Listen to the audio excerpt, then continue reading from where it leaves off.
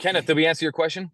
Well, I just wanted to follow up a little bit on the angle that I was going with on the evidence was, let's say, for example, that you have suspicion that the suspect may have blood on his hands or other type of wounds. Let's just go with blood, for example. Okay. Is that an exigency that he could like wash that off and destroy that evidence? Okay, I have my answer. John, you want to take a stab at this one? Why don't you go first, John? Let's hear what the I don't think it's going to fly, and I think that courts are going to look at that and say that you are using that as like subterfuge. You're using that for an investigatory purpose. Is it necessary? Yeah. I mean, I don't know, right? I mean, you gotta do you. What are your prosecutors like, right? If you say to me that based on her with physical injury, her calling 911, I got evidence of the crime out there on the ground. If you're telling me that that's not going to be enough and your prosecutor's not going to go forward with that unless you get him like literally red-handed, well, then your prosecutor damn well better be okay with you forcing entry into somebody's home, into that place that has the highest level of Fourth Amendment protection under this circumstance. If they're not okay with that, then man. Yeah. I mean, pure poetry. And the thing is, you know, Kenneth, I got to say that push comes to shove, there's probably an exigency argument there.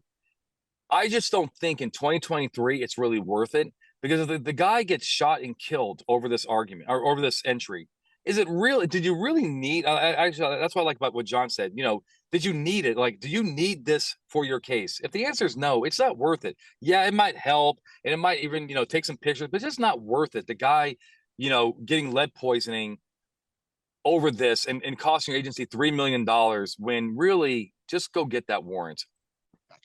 Okay, thank you very much. Dennis, Yeah, you're welcome. Email Rick. Are you concerned about him at all? Do you think he's injured? Do you think she shanked him a couple times? Is the blood all hers?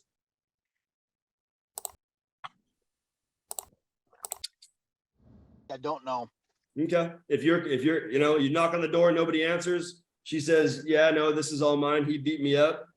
I don't know. I think Actually, that's arguably a better argument for emergency aid. Actually, that is actually a really good argument. If you, and you have to kind of believe it too, right? It should be objectively reasonable, but actually that's a good angle right there, John, is that, yeah, you're right. She could be lying to you and like, oh, I'm the victim, but the guy is non-responsive. He's not even answering the door and she says he's in there. A reasonable person would probably answer the door and be like, yeah, you know, or at least you know he's home. That's good.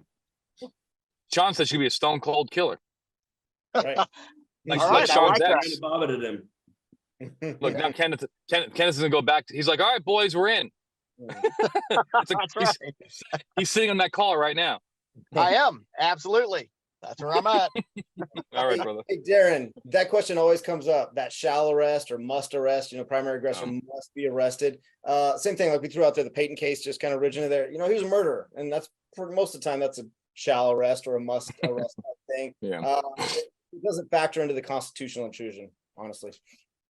Yeah, actually, you're the way I look at it is that your legislature cannot make a law that says that you shall do something that actually violates the Constitution. And there are a lot of pre-Peyton laws out there. Actually, Arizona has a few on the books that are written in a way that seem to tell you to do something that contradicts the Fourth Amendment or cases.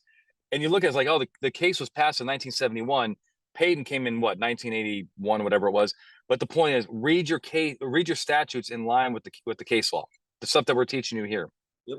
Yeah, Arizona full on, still on the books, has a statute that says if you have PC for a felony arrest, any felony arrest, and you are denied entry, you can make entry to make that arrest. Yes. Actually, that's very common, John, around the country.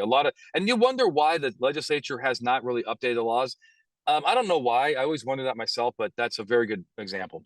Isn't that where Peyton started? Didn't they have a New York statute that allowed that entry? And then actually, that's what Peyton was, a statutory right to enter the home based on a serious felony.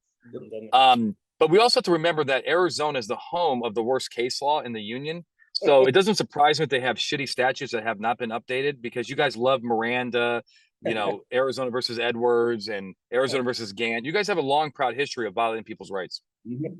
Yeah, yeah, well, we want to give authority to the police officers to catch criminals. Yeah. Sorry. Yeah, you guys are pro. Yeah, exactly. You don't believe in hug a thug over there.